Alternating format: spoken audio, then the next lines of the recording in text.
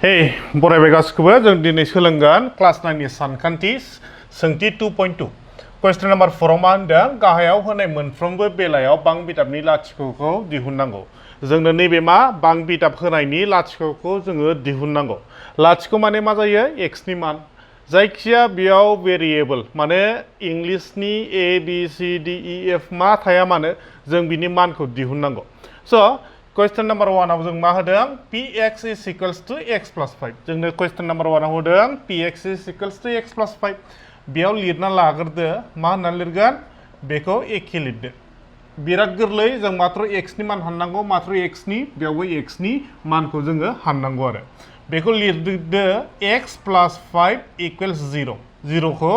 लिरफादेरदो आरो दाना जों मा खालामगोन नैबे plus 5 खौ ओरैहाय बारहोहरगोन माने जोङो x नि मानखौल' दिहुननांगौ नालाय जोङो x खौ आखिथिंजाय लाखिगोन x खौ आखिथिंजाय लाखिनानै माखासे जेसेबांखिनि दङ गासिखौबो जोङो नैबे समाननि आगदाथिंहाय बारहोहरजोबगोन आरो स' बियो मा जागोन मात्र प्लास 5 आ ओरै x जों दंफायो बेखौ ओरै बारहरबा मा जागोन -5 जागोन ना x इक्वल मा जागोन -5 स' बिनि लाथिख'आ मा जाहैगोन x इक्वल -5 बिसिबांनो जोबहैबाय आरो बियो मात्र जोङो x नि मानखौल' हाननांगौ नालाय स' बिनि आन्सारा बेनो जागोन x इक्वल -5 स' सेकेन्डआव दङ मा जोंहा px is equals to x minus 5 जों बानायनोसै बेखौ जों मा लिरनानै लागोन बेखौ लिरनानै लादो x minus 5 equals 0 x minus 5 equals 0 लिरबाय दा जों मात्र x खौल' लाखिगोन आखिथिंजाय माखासेखौ जोङो सेस आगदाथिंजाय बारहरजोबगोन आरो स' बेयाव मा दङ आखिथिं मा दङ -5 आवल' दंफादेरो x जों होमबा -5 खौ ओरै इक्वेलनि बारहरब्ला मा जायो +5 जायोना स' जों प्लासखौथ' लिरा x इक्वल्स टु बेसेबां मोनहैखो 5 मोनबाय बेयाव -5 मोनदों बेयाव मा मोनहैखो 5 मोनहैबाय दा बेखौ जोङो सल्भ खालामदिनि बेयाव मा दङ 2x plus 5 जोङो लिरनानै लाबाय 2x plus 5 equals 0 दाना मा खालामगोन जोङो नैबे x खौ लाखिग्रोगोन x खौ लाखिगोन होमबा मा दङ बाहेरा मा दङ +5 खौ जोङो इक्वेलनि ओरै बारहोहरदो मा जागोन बेयो जाहैगोन मा -5 जाहैबाय ना दा x नि मानखौल' दिहुननांगौ नालाय जोङो 2 खौबो ओरै बारहोहरनोसै बेयाव 2 जों x जों मा जानानै दङ सानजाबनानै दङ सानजाबनानै थानाया जुदि इक्वेलखौ बारोब्लाथाय रानहैयोना बेयो गाहायाव थाङो x इक्वल -5/2 बे जाहैगोन ना बिनि आन्सारा बिराद गोरलै जों मात्र x नि मानखौल' हाननांगौ दा जों नेक्स्टआव फैनोसै क्वेश्चन नम्बर 5 आव जोंनो मा होदों क्वेश्चन नम्बर 5 आव दङ px equal 3x px is equals to 3x question number 6 आव मा दङ 6 आव दङ px is equals to ax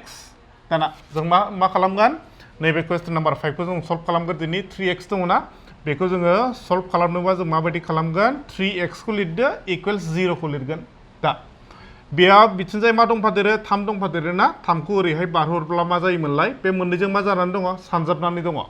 जेबो साइन थाया माने मा जायो सानजाबनानै थानाय जायो सानजाबनायखौ जुदि जोङो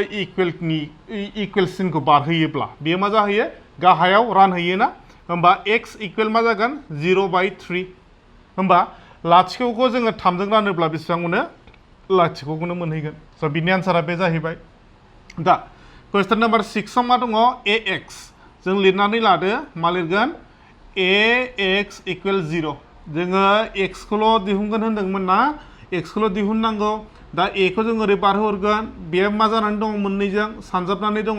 जेबो साइन थाया माने मा सानजाबनानै थानाय होमबा x खौ लाखिदो a खौ ओरै बारहोहरदो मा जागोन रानहैगोन ना रानहैगोन x इक्वल 0/a नैबेथिंजाना गाहायाव फैयो होमबा लाथिख'खौ 1 जों रानोब्ला जों मा मोनगोन लाथिख'खौनो मोनगोन ना स' बिनि आन्सारा बेनो जाहैगोन आरो दा नेक्स्ट दंबावो जोंहा क्वेश्चन नम्बर 7 दा बेखौ सल्भ खालामदिनि क्वेश्चन नम्बर 7 आव मा दङ क्वेश्चन नम्बर 7 आव दङ px equal cx plus d जोंनो मा होदों c is not equals to 0 c आ लाथिख' जानाङानो ओमफ्राय आरो मा होनबावदों c d आ नंगुबै अनजिमा c d आ नंगुबै अनजिमा नंगुबै अनजिमा जोंनो बेखौ होनानै दोननाय दङ बिदि कुइसनाव बिदि दङ बे जेबो गोरा नङा मात्र जों नैबे आन्थाखौल' लिरगोन आरो बेयाव मा लिरगोन जों बेयाव लिरबाय cx plus d is equals to 0 दाना नैबे x गोनांखौ लाखिथ'दो बेखौ ओरै बारहोहरदो बे प्लास d आ मा जाहैगोन माइनास d जाहैगोन ना cx इक्वल माइनास d बे प्लास d आ माइनास d जाफैबाय दा नैबे मोननैजों मा जानानै दङ सानजाबनानै दङ ना जेबो गेजेराव जेबो साइन गैया माने सानजाबनाय दा बे सानजाबनानै थानायखौ जों ओरै बारहोहरबा मा जागोन गाहायाव रानफैगोन आरो माइनास d बाय c माबाफोर सल्भ खालामनो हाबावो नामा हालाना स' बिनि आन्सारा बेनो जाहैगोन आरो आसा खालामो बयबो बुजिबाय बे बहुत गोरलैमोन दा जोङो नेक्स्ट एक्सारसाइसआव बारदिनि